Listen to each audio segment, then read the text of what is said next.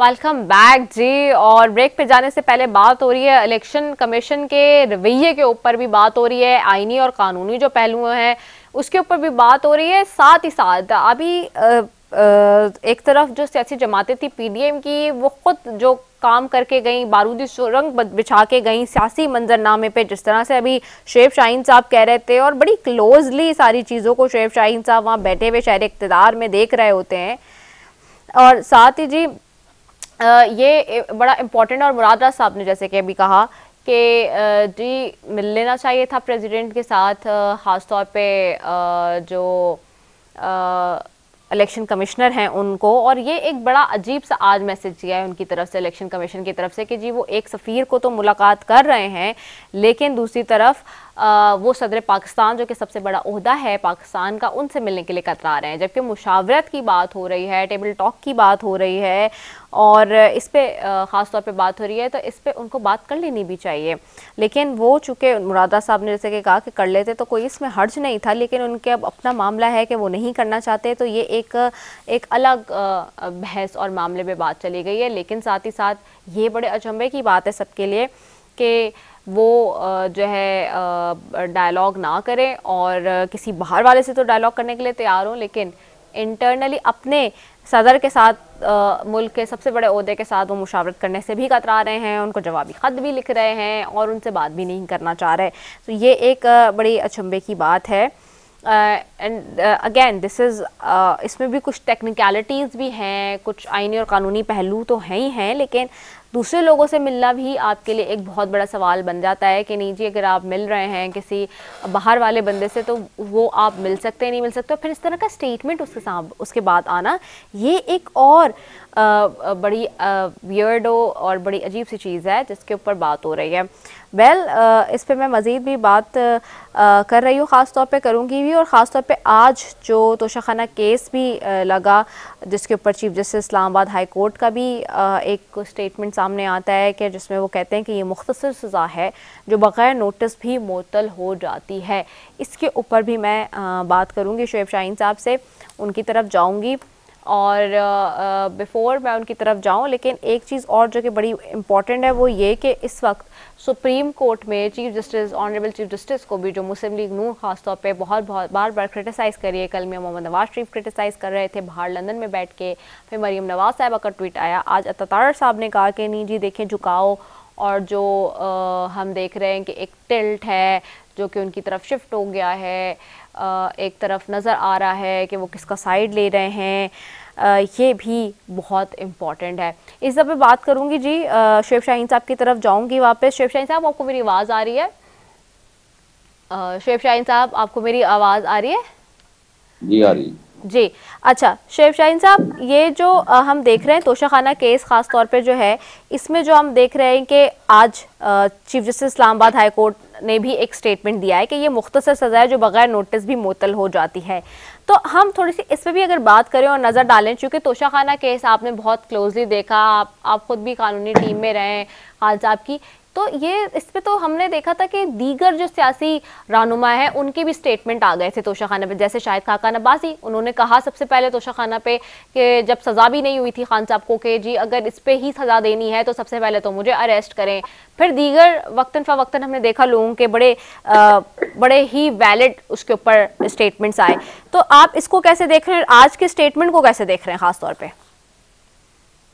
देखिए, पहली बात तो यह है कि अगर ये जो स्टेटमेंट दी है जस्टिस आमिर फारूक साहब ने, तो भाई तो फिर इतने 4 घंटे से आज सारा दिन सुना, फिर कल फिर डिले कर रहे हैं, तो पहले दिन ही आप सजा मुअत्तल कर देते। आपको नजर आ रहा था कि इतनी शॉर्ट सेंटेंस है और नीचे से सारा मुतासिर जज ने बगैर सुने फैसला दिया है, तो आप शॉर्ट सस्पेंड कर देते।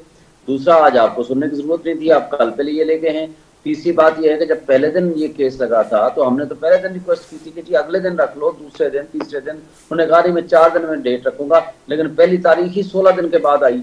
तो जिसको नाहक आपने सजा में के तौर पर रखा हुआ है, एक एक लम्हा किसी की जिंदगी का, आप उसकी लाइफ एंड लिबर्टी, उसकी आज़ादी को आप नहीं छीन सकते। ये गुलामों का ज़माना तो नहीं है कि आप किसी को जिसको जो चाहो उठा के बंद कर दो। क्या ये हमारे मुल्क में कानून और बुनियादी हुकूक हैं कि किसी को बगैर सुने सजा दे दो और उसको अमल दरामद भी कर दो? तो ये तो जज साहब जो जबानी फरमा रहे थे वो लिख भी देते तो उस दिन पहले दिन ही हमारे मसले हल हो जाते। ये तो हमारे यहाँ बस है, ये इंसाफ का दोहरा मेयार है और सो चल रहा है।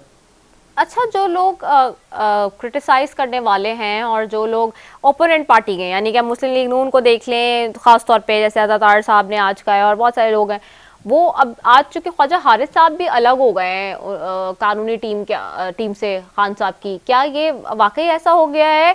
इसकी आप तरदीद या तस्दीक करेंगे इस बात की आपकी, क्योंकि ऑफ कोर्स नॉलेज में होगा। दूसरा हो गए तो क्या इसमें भी कोई बात ऐसी है जिसके ऊपर जो लोग क्रिटिसाइज कर रहे थे कि नहीं जी वो तो देखो इनके काम ही ऐसे जिसकी वजह से वो हट रहे हैं?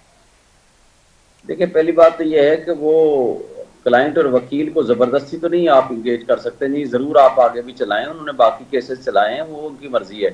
दूसरी बात ये है कि उन्होंने एक एफिडेविट दिया है कि उस जज ने इनको सुने बगैर फैसला किया है। तो जब कोई वकील एफिडेविट दे दे तो वो उस केस में खुद चूंकि पार्टी बन जाता है, इसलिए उन्होंने मुनासिब समझा कि वो इस केस की पैरवी ना करें। तीसरी बात है कि आई थिंक तो उसकी तबीयत भी कुछ ठीक नहीं थी, मुझे किसी दोस्त ने बताया। तो प्रॉबेबली किसी की पर्सनल प्रॉब्लम्स हो सकते हैं जिसकी वजह से वो नहीं पेश हो रहे, तो इसका सच कोई इशू नहीं है। ठीक है। अच्छा, एक चीज और भी बताइएगा, जैसे कल नवाज शरीफ साहब ने लंदन से बैठ के चीफ जस्टिस साहब को एक मरतबा फिर एलिगेशन उन पे लगाए और इल्जामात लगाए, फिर मरियम नवाज साहिबा ने ट्वीट किया, आज अता तारड़ साहब जो है वो प्रेशर कर रहे हैं। तो ये एक पार्टी की तरफ से सबसे आला अदलिया की position, chief justice, honourable chief justice पे एलिगेशन लगना, क्या इस जम्मे में कोई कार्रवाई नहीं हो सकती? और हम ये देख रहे हैं पैर दर पे ये तो वार किए जा रहे हैं पिछले 1-1.5 साल से। देखिए, ये कमजोरी है सुप्रीम कोर्ट की कि वो इनके खिलाफ क्यों नहीं एक्शन लेते। दूसरी बात आप देखेंगे, कल नवाज शरीफ साहब ने आके प्रेस से गुफ्तगू की और प्रेस के सामने 2 माइक थे सिर्फ। कौन से 2 माइक थे? एक सवा का अलीम खान साहब का जो चैनल है, दूसरा 24 का जो मोहसिन नकवी का चैनल है। कमाल के फिक्स्ड मैच करके ये गुफ्तगू करते हैं। फिर आप बताएं अता तारड़ साहब से, क्या इस केस में पहले दिन से आ रहे हैं आप? क्या इसमें गवाह हैं? क्या आप इसमें मुद्दाई हैं? और इलेक्शन कमीशन किसको वकील करके ले आया? नवाज शरीफ के फैमिली का केस, नवाज शरीफ का केस जो कर रहा है वो इलेक्शन कमीशन का वकील है।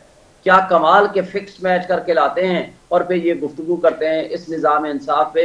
ये पाकिस्तान की तारीख में सबसे ज्यादा बेनिफिशरी हैं, ये जजेस को खरीदने के आती हैं। आपको याद नहीं है कि ब्रीफ केस जो मशहूर जमाना लोग कहते हैं, अब हमें तो नहीं पता, जो मुबैना तौर पर ब्रीफ केस पैसों से भरकर कोयटा बेंच में लेकर गए थे, ये सब आपको याद नहीं है? किस तरह इन्होंने जब उनकी बात नहीं मानेगी तो सुप्रीम कोर्ट के ऊपर अटैक कर दिया था। ये भाई माफिया हैं, सिसिलियन माफिया, इन्हीं के बारे में कहा गया था, गॉडफादर्स इन्हीं के बारे में कहा गया था। ये ऐसी बातें नहीं बनती हैं, उसके लिए बड़ी मेहनत इनको करनी पड़ती है और मेहनत किए जा रहे हैं। ये हमेशा जो जजेस आइन और कानून की बालादस्ती के मुताबिक, आइन के मुताबिक केसेस करना चाहते हैं, फैसले करना चाहते हैं, ये उन पर अटैक करते हैं। जो इनके ख्वाहिशात के मुताबिक चलना चाहते हैं और वो फिर आपको पता है फिर उनके ऊपर नवाज़शात भी होती हैं और सब कुछ होता है। लेकिन इसमें तो आप लोग भी, जो खासतौर पे जो वकला खासतौर पे बरादरी है और सुप्रीम कोर्ट बार है, वो भी कह रही थी कि जी हम इस पे जो मूवमेंट भी चलाएंगे, चीफ जस्टिस के साथ खड़े होंगे, जो हक और आइन और कानून की बात करते हैं, लाइक माइंडेड लोग हैं। लेकिन अभी तक सो फार इस पे कोई एक्शन नहीं हुआ कि इस तरह जो एलिगेशंस लगे उन लोगों के खिलाफ, जैसे भी आपने कहा कि कमजोरी नजर आती सुप्रीम कोर्ट की।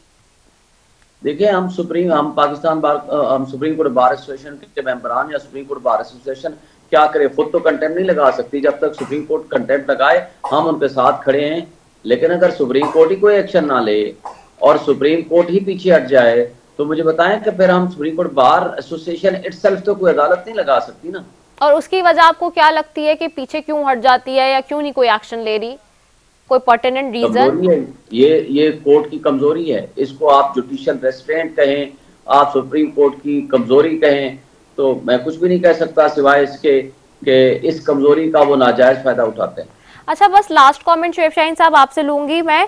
आपने का हमने बड़ा कीमती वक्त लिया है ज़्यादा आज, कि ये जो सदर वाला मामला हुआ है, जिस तरह से उन्होंने ट्वीट किया है और उसके बाद भी आप देख रहे हैं, इसमें आपको क्या लगता है कि क्या, चूँकि इस वक्त लोग सवाल कर रहे हैं, वफाकी वज़ीर इत्तलात से भी, केयर टेकर से पूछा लोगों ने कि जी उनके खिलाफ कोई कार्रवाई होगी, तो उन्होंने कहा तब तक कोई कार्रवाई नहीं हो सकती जब तक वो अपने ओहदे पे हैं। तो क्या सदर के खिलाफ कोई कार्रवाई होगी अगर वो इस पोजीशन से जब उतरेंगे या नहीं होंगे मौजूद, और या जो वो बात कर रहे हैं उसको देखना ज़रूरी है?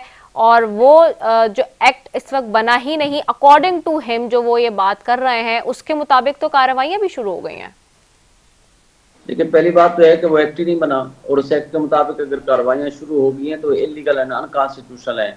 आइन का आर्टिकल 75 बड़ा वाजे है, deem to be a law तब बनेगा कि जब असम्बली दोबारा ज्वाइंट सेशन में उस बिल को रिकंसीडर करे और दोबारा वही बिल दोबारा पेश कर दे।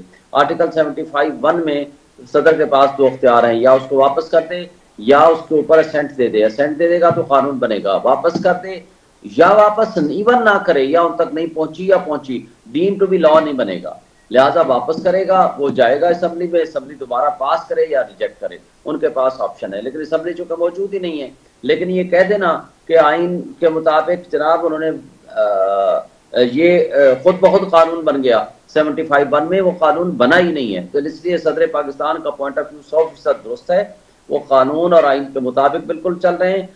मैं तो उसको हीरो का दर्जा देता हूँ। इस करप्ट सिस्टम के अंदर एक शख्स अगर खड़ा है, एक शख्स तमाम निज़ाम और करप्ट निज़ाम के खिलाफ स्टैंड कर रहा है, तो हमें उसको सपोर्ट करनी चाहिए।